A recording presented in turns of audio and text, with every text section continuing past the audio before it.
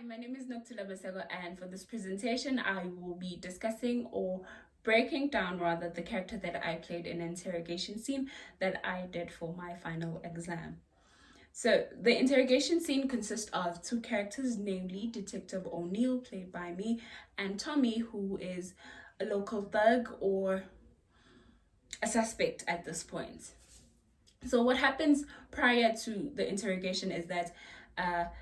the local convenience store in the neighborhood has been robbed. The clerk was shot and money was taken out of the cash register and stolen. So now what happens is the store across that convenience store that has been robbed had witnesses that saw the people go into the store that supposedly committed the crime, and the witnesses called the police to come to the scene of the crime. So as the police approach the scene of the crime, there are three people found running away from the scene, and one of them is caught, who is Tommy, who's now a suspect because he's running away from a crime scene with a bloodstained t-shirt on him, and he's taken to the police station downtown to answer a few questions, hence the interrogation. So now what happens in the scene now, in the interrogation scene, is that we meet this female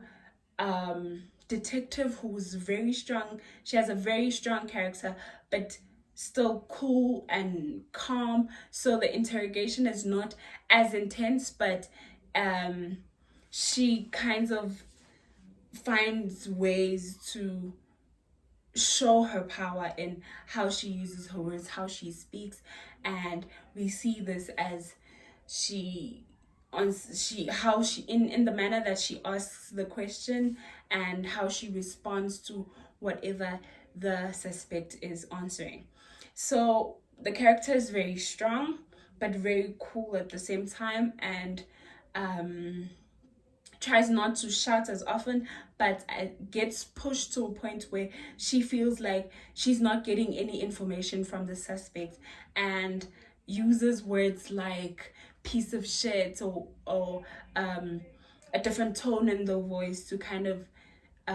scare the suspect into talking more or opening up more, and how she kind of says the suspect is gonna fall for the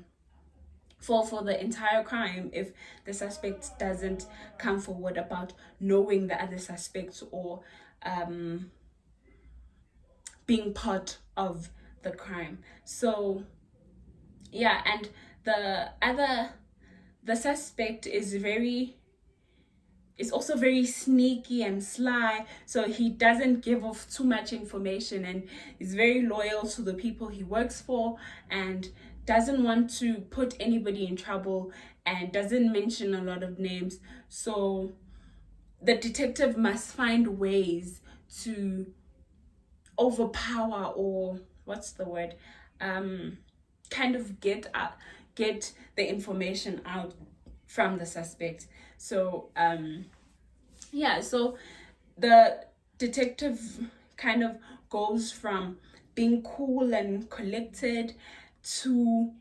very provoked into a kind of angry. She goes to an angry sort of place where she demands now some answers, because then this person's not saying anything about any sort of information that would lead the detective into the case and actually finding the people that had did the crime. So yeah, thank you.